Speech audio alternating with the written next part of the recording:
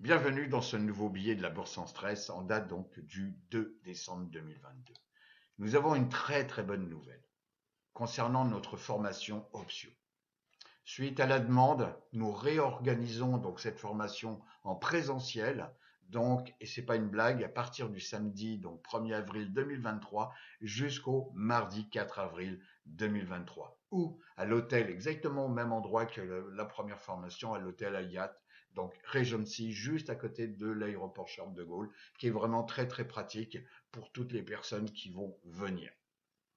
Alors, où est-ce que nous en sommes donc le 2 décembre 2022? Alors, le SP500 quand même a fait une progression de 4,5 sur le mois de novembre. Donc, s'il a progressé, je vous rappelle, on avait vu la saisonnalité, on est bien dans les statistiques. C'est-à-dire que le mois de novembre et le mois de décembre, donc depuis 2009 jusqu'à 2021, on a pour les 2 mois, soit plus de 70% des fois où le cours finit plus haut qu'il n'avait commencé en début de mois. Donc nous sommes pour le mois de novembre dans les statistiques. Les taux à 10 ans, ils ont un petit peu baissé quand même. Vous voyez, on est sous la moyenne mobile, donc 50 jours, on est à 3,5% sur 10 ans. XLE a repris un petit peu du poil de la bête, donc on se retrouve maintenant à 93 $ pour l'indice XLE, qui est un ETF sectoriel sur l'énergie. Et on a testé donc la zone des 93 $ qui correspond au plus haut donc, du mois de juin, donc exactement le 8 juin 2022. Alors, le pétrole, par contre, on retrace un peu sur le pétrole. On était bien parti, et là, on retrace. On se retrouve, vous voyez, on s'est vu donc vers le 11 novembre et on était aux alentours des 88 $ le baril de pétrole, le crude oil. Là, on se retrouve aux alentours des 80, j'arrondis 80 $. Donc, on a baissé et on se retrouve avec le crude oil. Donc, c'est un futur, c'est là. Donc, sous la moyenne mobile 50 et la moyenne mobile 50 et sous la moyenne mobile 200. Bon. XLK, vous savez qu'on suit quand même la technologie, les semi-conducteurs, donc à la bourse sans stress. Et XLK, donc, a de nouveau vient de tester la moyenne, donc qui sert de résistance, la moyenne mobile de 100 jours, puisqu'on était légèrement sur une pente descendante depuis un certain temps, comme on dit, et on vient tester cette zone donc de résistance dynamique qui est la moyenne mobile de 100 jours. Le dollar index, il est monté fortement, donc le dollar index, c'est par rapport à un ensemble de panels de currencies, donc de monnaie, de devises. Donc, il était parti vers le nord, donc vers là-haut, avec une énergie relativement colossale. Et bien entendu, ce qui monte peut redescendre aussi. Et peut-être aussi l'intérêt pour l'économie américaine, c'est que le dollar ne soit pas trop fort, puisque c'est un désavantage par rapport à l'exportation, que ce soit les voitures, la technologie, les iPhones, etc. Bon. Donc là, on retrace gentiment. Et on vient de casser donc la moyenne mobile de 100 jours. L'euro, bien entendu, si le dollar index a baissé un petit peu, l'euro en a profité. Voilà, l'euro, on est revenu dans la zone des 1,05. On était passé sous la parité à un moment donné, 1 euro pour 1 dollar. Et là, on vient de casser donc à la hausse la moyenne mobile de 100 jours. Mais faites attention, la tendance de fond quand même de l'euro, et ça je vous l'ai déjà montré, elle est baissière. Il suffit de se mettre euro US dollar et vous mettez en monthly ou en weekly et vous verrez que la tendance est baissière. Et ça depuis un paquet de temps. Alors, quel est le contexte aujourd'hui? C'est-à-dire qu'il y a de la géopolitique, alors il y a de l'économie, mais il y a de la géopolitique. Et aujourd'hui, donc les BRICS, donc qui sont l'association, on va dire, un petit peu hétérogène quand même, mais l'association du Brésil, de l'Inde, donc de l'Afrique du Sud, de la Chine et de la Russie, ils sont 5 pays, puisqu'ils souhaitent donc de développer une nouvelle monnaie de réserve au détriment du dollar, de faire des échanges entre eux, mais sont quand même des pays où effectivement ils ne sont pas si copains que ça. Bon, et les Américains le savent très bien. Il y a quand même, je dirais, un risque de conflit entre la Chine et l'Inde. Alors ils peuvent faire des affaires, je ne dis pas comme quoi ils en font pas, mais attention, il faut tenir compte de ça. Et les Américains, ils profitent de ça aussi pour parfois, ils l'ont déjà fait dans le temps passé, pour déstabiliser donc des pays. Et vu ce qui se passe en Chine actuellement, au niveau des confinements, etc. Donc il y a une mini-révolte quand même, mais ça fait longtemps quand même que ça ne s'est pas passé en Chine. Donc il faut ouvrir les yeux et les oreilles parce que bon, ça peut être des éléments indicateurs sur la tendance future. Et puis la guerre en Ukraine, bon, même si je connais très très bien ce pays, bon, effectivement, donc le conflit, on ne sait pas jusqu'à quand il va durer. Est-ce que tout l'outil énergétique de l'Ukraine va être cassé, etc. En tous les cas, c'est aussi une source qui a été importante. On l'a bien vu sur le cours du pétrole, etc. Puisque voilà, on prend du gaz maintenant auprès des Américains et puis chez les Russes, etc. Et les Américains, ils se font un grand plaisir aussi, il faut le dire, quand même, de vendre plus cher, puisqu'une manière, on a décidé de plus prendre de gaz ni de pétrole, donc auprès des Russes. Mais en tous les cas, le business, c'est comme ça. Alors tout ça, ça intervient sur les marchés financiers. Il faut bien garder ça en tête. Alors, je vous ai présenté quelques éléments pour voir, puisqu'on parle que du marché américain, pour voir ce qui s'y passe. Alors déjà, premièrement, ce qu'on appelle les taux hypothécaires, donc ça concerne l'immobilier, etc., aux États-Unis, donc sur 30 ans. Et on voit comme quoi on a eu un pic, j'en avais parlé, on a eu un pic, et ce pic qui a été à 7,08, c'est quand même relativement important, on est en train de redescendre. Alors, est-ce que les taux vont continuer de baisser, puisque là on est en pourcentage, est-ce qu'on va passer en dessous de 6,49 dans les semaines et mois prochains? Il faut voir ça. De toute manière, il y a une manipulation qui est faite sur les marchés américains pour éviter donc un crash ou simplement une récession. Combien de temps ça va durer? Je ne sais pas. Alors, le taux de chômage aux États-Unis. Donc, il s'est maintenu là, donc pour la fin novembre, on est à 7,7. Donc on est à 0,2% au-dessus du résultat qu'on avait eu ici en septembre, donc 3,5 en septembre 2022. Alors chose intéressante, c'est qu'on revient sur des niveaux qu'on avait déjà testés en mai, vous voyez ça remonte quand même à quelques années, en mai 1969. l'ISM, c'est l'indice manufacturier de l'Institute of Supply Management qui mesure donc l'activité des directeurs d'achat dans le domaine industriel, industrie. Et le CPI, ici, c'est le Consumer Price Index. Donc, c'est le prix, c'est en pourcentage, c'est alors, je cherche le mot parce que j'ai habité. Donc, c'est le prix qui augmente au niveau des choses. Donc, vous voyez, je vais pas couper. C'est l'inflation. Voilà, l'inflation des prix. Donc, si on compare l'un et l'autre, on voit comme quoi donc l'ISM donc a eu ici donc juste après le premier confinement donc il y a eu on a boosté. Vous voyez donc on a eu une augmentation de l'indice ISM et on a eu également une augmentation donc du prix, de l'inflation des prix. Et vous voyez comme quoi on était monté à 7,75, ce qui est quand même pas rien. Sur l'inflation, c'est quand même pas rien. Mais cependant, ce qui est intéressant, c'est qu'actuellement, donc, on a un indice qui a tendance, ISM, à baisser. Et ici, on a une tendance un petit peu encore haussière, ou en tous les cas relativement importante.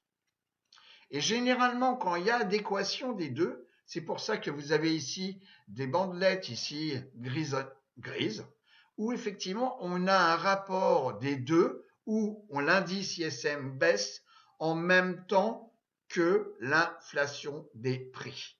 Et là, généralement, c'est ce qu'on appelle des zones de récession. Zone de récession. Vous voyez ici, on a les deux qui baissent. Donc pourquoi? Parce que déjà, l'industrie, on commande moins puisqu'on vend moins. Et comme on vend moins, on baisse les prix. Donc ça veut dire que ce sont des périodes de récession. Pour l'instant, on n'est pas dans la période de récession. Combien de temps ça va durer? Je ne sais pas, mais on n'y est pas. Et puis, ça c'est important, c'est le taux d'épargne des particuliers aux États-Unis. Et vous voyez comme quoi le taux d'épargne donc était relativement bas en juillet 2005, c'est le plus bas, on était aux alentours donc des 2,1, ce qui était relativement faible, ça veut dire que les gens n'avaient pas d'argent de côté. C'est ça que ça veut dire. Et puis là, on a eu donc un courant avec le confinement, le Covid, et j'en passe et des meilleurs. Eh ben, on a eu une augmentation du taux d'épargne. Alors déjà, ça a consisté parce que les gens se déplaçaient plus.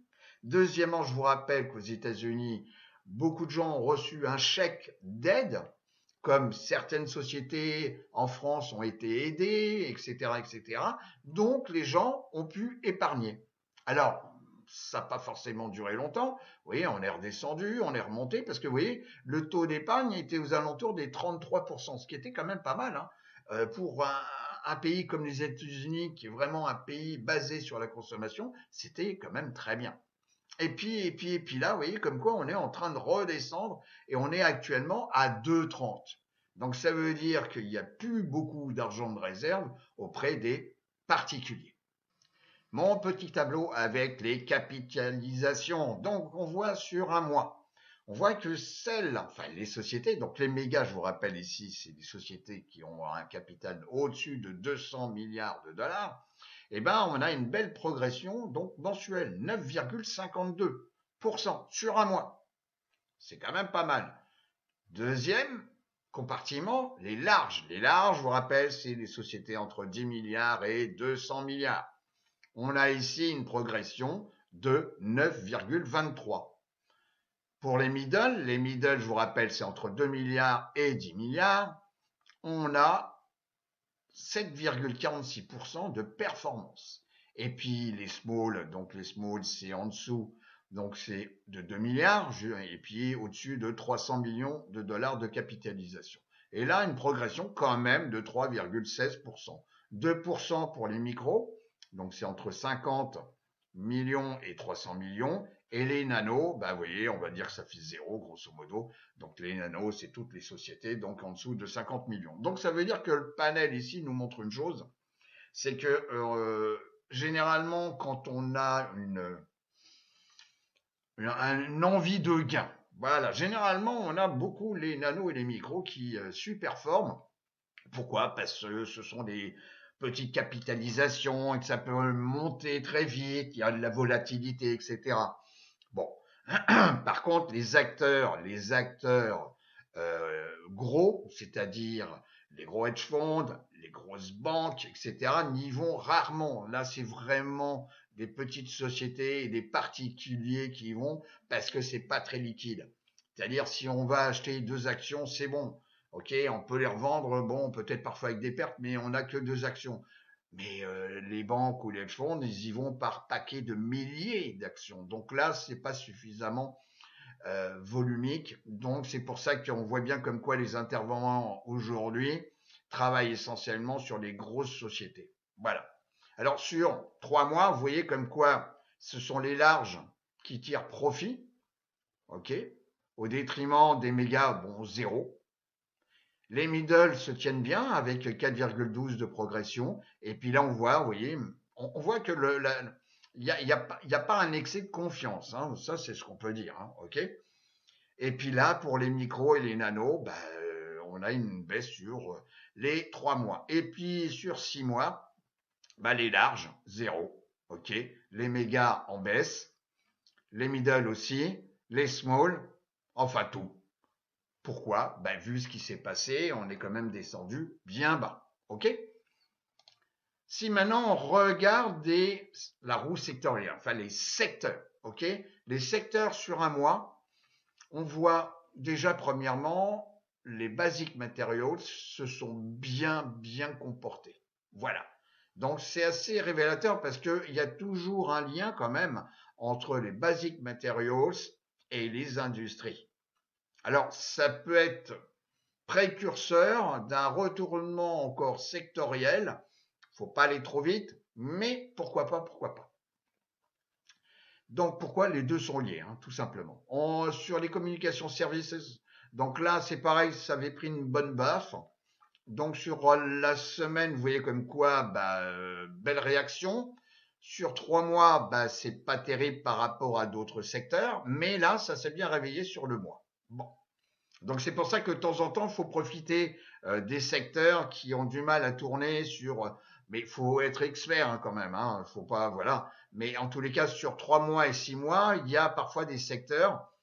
Quand on a une tendance claire, pour l'instant elle n'est pas claire, mais quand on a une tendance claire, parfois il faut aller sur les secteurs qui sous-performent et rentrer dedans, bien entendu avec les bons outils, avec un money management, etc., etc., de telle sorte de profiter de la baisse du compartiment, donc du secteur, parce que effectivement on est dans la bonne direction au niveau de la roue sectorielle et que effectivement les parapluies ne se vendent pas le plus au mois d'août, mais en tous les cas en octobre, novembre, décembre, janvier, ouais, parce qu'il pleut, voilà.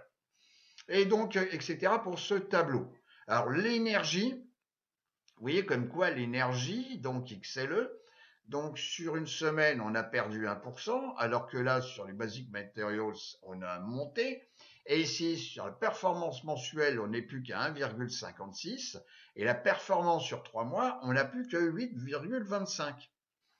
Et sur 6 mois, l'énergie devient négatif, alors qu'il a été fortement positif à un moment donné.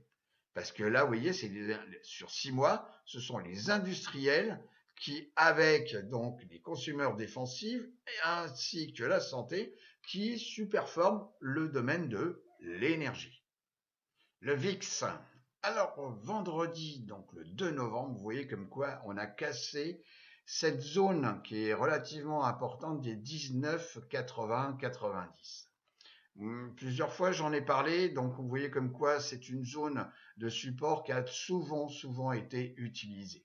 Là, on l'a carrément cassé et on a clôturé à 19. Alors, est-ce que nous allons retester des niveaux aux alentours des 18,45 ici, vous voyez, qui correspondent à ce qu'on avait vu en avril 2022, et donc la zone ici, donc des 16,53. Alors, il y a une chose quand même relativement intéressante, c'est que on a une répétition ici temporelle des choses. C'est-à-dire, je m'explique.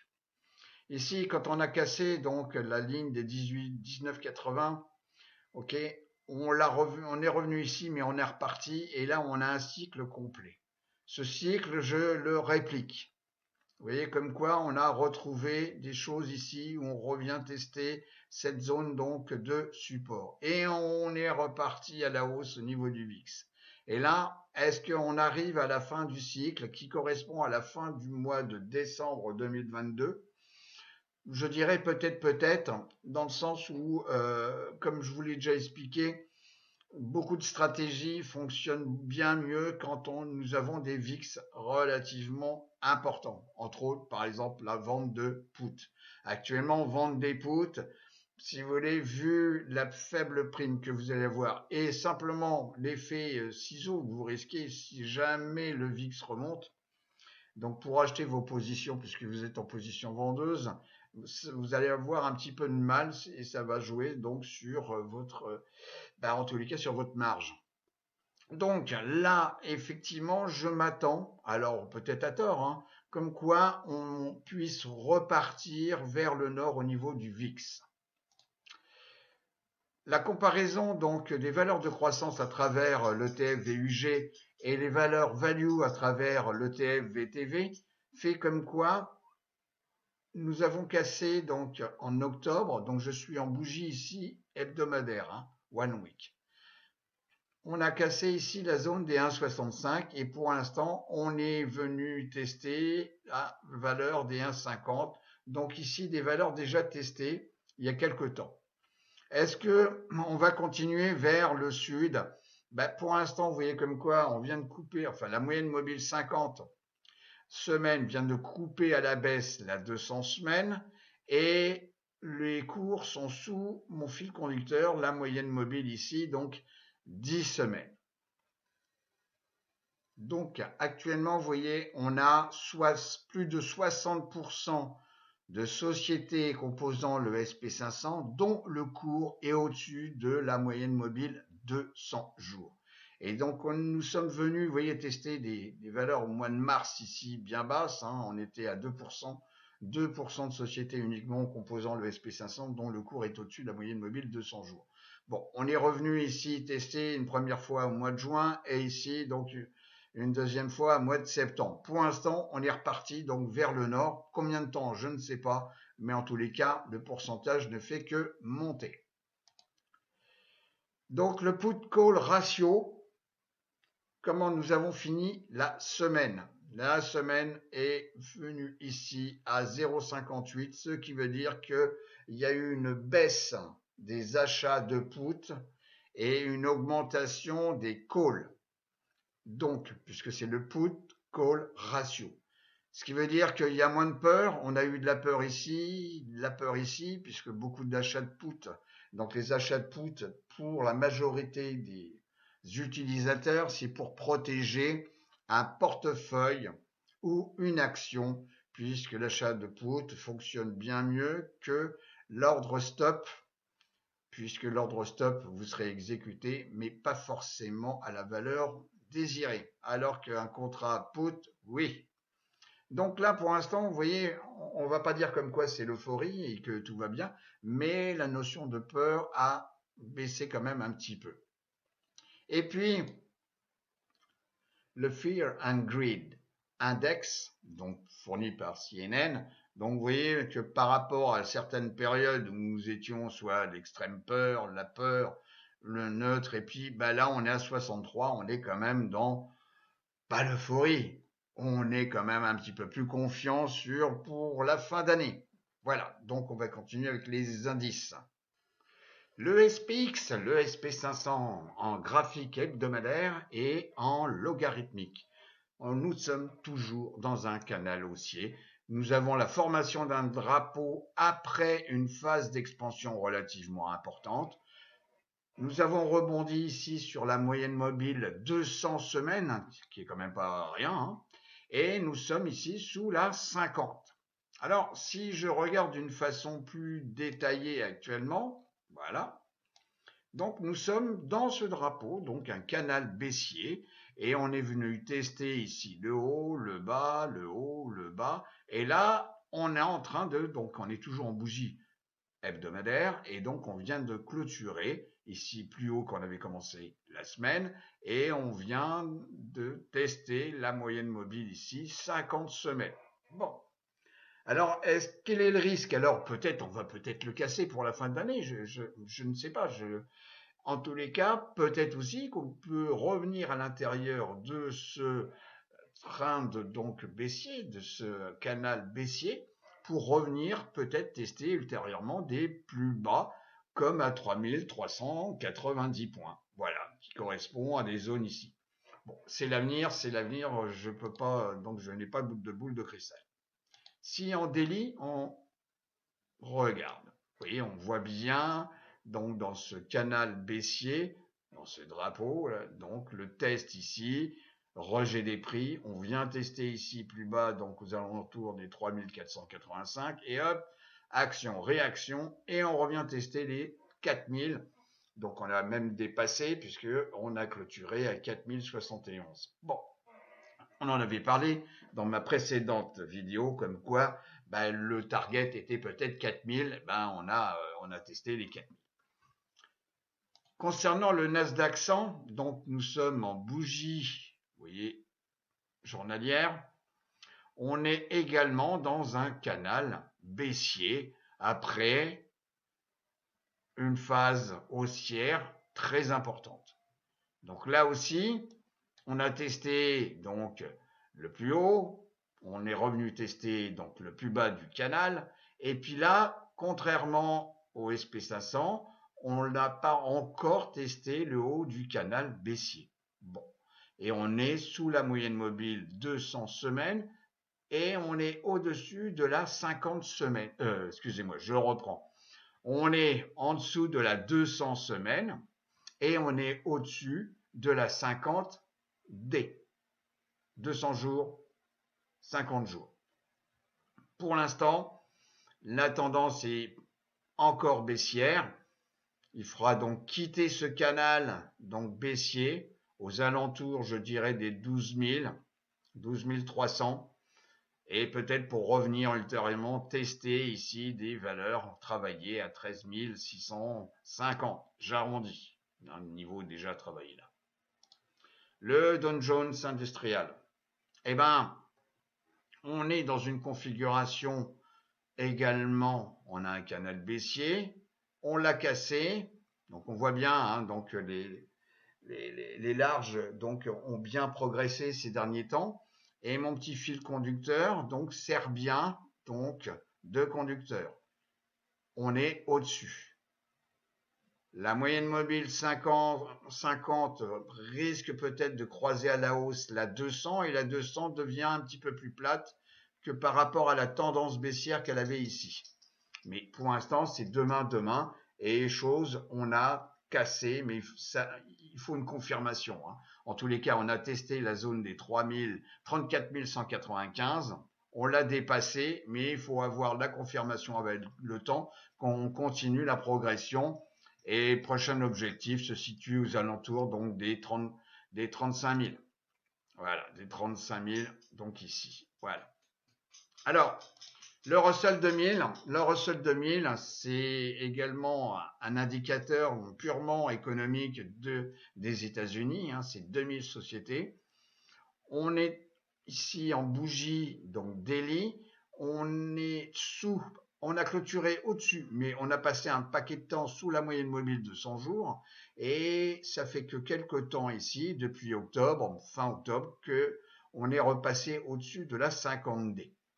Pour l'instant, on est également dans une configuration baissière et surtout, on est resté pendant un paquet de temps ici, on l'a évoqué plusieurs fois dans les billets de la bourse en stress, dans un range donc horizontal et on devait soit casser par le haut, et ben non, on a cassé par le bas. Donc pour l'instant, il faut observer ça. Donc en début d'année, là, bah, bien entendu, c'est un peu tard pour faire ses courses pour la fin d'année puisque de manière, bon, il reste allez, jusqu'au 24, etc. Il va y avoir des demi-journées, des jours fériés. Certains opérateurs seront plus là entre Noël et jour de l'an. Donc là, bon, on peut encore un petit peu jouer, mais soyez attentifs. Le mois de janvier risque peut-être de bousculer un peu. L'or, alors l'or en dollars, donc à travers le TFGLD, bon, bah c'est pareil, on était dans une configuration un petit peu de stagnation ici. On a cassé ici donc un niveau important qui sont les 165.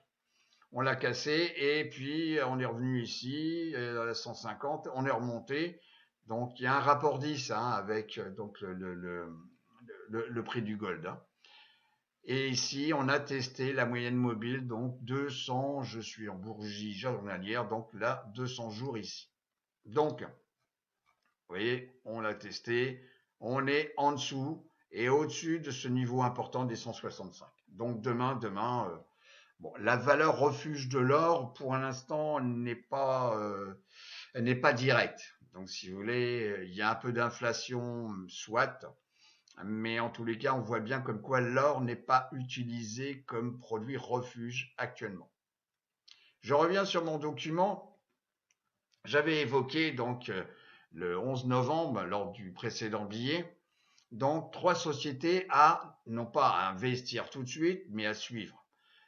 Donc d'abord Facebook, qui s'appelle Meta maintenant, donc Intel aussi, semi-conducteur, et vous savez très bien que nous suivons donc SMH qui est l'indice sous-secteur, hein, sous-sectoriel, donc SMH, Et donc, il a été un petit peu, non pas banni, mais puni, on va dire ça puni. Et bon, il y aura certainement des choses à faire sur Intel. Et puis, bien entendu, General Electric, qui est une grosse industrielle et qui a beaucoup de secteurs de métiers, entre les turbines, donc nucléaires, les turbines pour les avions, etc. Donc, beaucoup donc, d'activités. Donc, moi, ce que je vous propose, c'est qu'on retourne, donc, voilà, Meta. Vous voyez, Meta, donc, pour l'instant, on est, si je me mets, voilà, en mensuel. Vous voyez. Donc, on a dépassé, j'avais parlé d'un retracement ici de plus de 70% par rapport au plus haut ici. Bah, vous voyez, comme quoi, on a étalé encore plus bas, hein, plus bas. Et puis là, on revient. Donc là, cette bougie, elle ne signifie rien, puisque de manière, c'est 2 jours de cotation pour le mois de décembre. Si je regarde maintenant en daily, bon, en daily, on est encore en train de jouer avec la 50D. La 50D est sous la 200D et le cours vient juste de clôturer au-dessus, mais pas d'une façon. Et puis là, on a un beau gap baissier qu'on risque, oui, on a commencé donc à le combler, donc à combler ce gap baissier. Mais cependant, à force d'être tout bas, la société Facebook donc est quand même intéressante à suivre. Intel, donc en bougie mensuelle, nous sommes dans les zones donc où des niveaux ont déjà été testés plusieurs fois. Je vous rappelle, ce sont toujours des zones, c'est pas la virgule près. La tendance de fond pour l'instant en weekly, elle est baissière. On est sous la moyenne mobile 50, la 50D à croiser, 50 semaines, à croiser à la baisse la 200 semaines, et là je suis juste au-dessus de mon petit fil conducteur, la moyenne mobile 10 semaines. Cependant, il faut attendre une réaction quand vous avez une société qui perd quand même relativement d'une façon, et c'est Intel si vous voulez, c'est pas une boîte dans un placard, c'est une grosse boîte, vous voyez. On a quand même ici sur le maximum perdu 63,8%, et là on en est actuellement, voilà, j'arrondis, à 57%. Donc, une société Intel qui est quand même leader dans son cœur de marché, donc que ce soit l'informatique, que ce soit dans d'autres, les cartes graphiques, etc. Donc, si vous voulez, on a besoin de cette société et elle est énormément utilisée. Donc, il y aura forcément ici un moment où il sera peut-être intéressant de vendre des puts quand le VIX va remonter. Donc pour l'instant, vendre des puts, ça sert à rien parce que le VIX n'est pas assez élevé. Mais à un moment donné, si je veux moi avoir du Intel dans mon portefeuille, eh ben moi j'attends le bon moment. Vous savez, il faut savoir patienter et parfois devenir un tireur d'élite où effectivement c'est pas la mitrailleuse où on balance que les balles. Et ben à un moment donné, il faut savoir un petit peu attendre le bon moment. Mais en tous les cas, Intel c'est une très belle société. General Electric, donc je viens d'en parler, donc c'est une grosse. On est toujours dans cette zone de congestion, mais c'est à suivre. Alors c'est à suivre aussi parce que vous voyez comme quoi, bon, on est allé un petit peu plus bas qu'ici. Pour l'instant, ici, on est plus haut qu'ici. Est-ce que c'est une belle zone de congestion entre là et là? Ouais. Et ça veut dire comme quoi la société, on peut, là aussi, il faudra attendre que le VIX soit un petit peu plus important. Si je me mets en daily, voilà, tac. Vous voyez comme quoi là en daily, on a cassé donc la 50 ici et la 200 jours ici. Bon. Donc il y a des zones, effectivement, si je veux avoir par exemple General Electric en portefeuille, ça vaudra peut-être le coup d'acheter moins cher General Electric en achetant plus exactement, en vendant des puts. Voilà, tout simplement. Alors, je vais vous souhaiter en tous les cas une très bonne semaine de trading. Je vous propose, moi, c'est de nouveau de regarder le webinaire qu'on avait fait donc pour proposer cette formation option donc en présentiel où Michael nous a fait une super présentation. Alors, je Voilà. vais commencer. Donc, l'adresse, de toute façon, Michael va vous mettre le lien sous la vidéo. Et si vous voulez simplement ici retenir, vous mettez sur pause et puis vous avez directement l'adresse de cette vidéo. Je vous dis à très très bientôt. Portez-vous bien. Au revoir.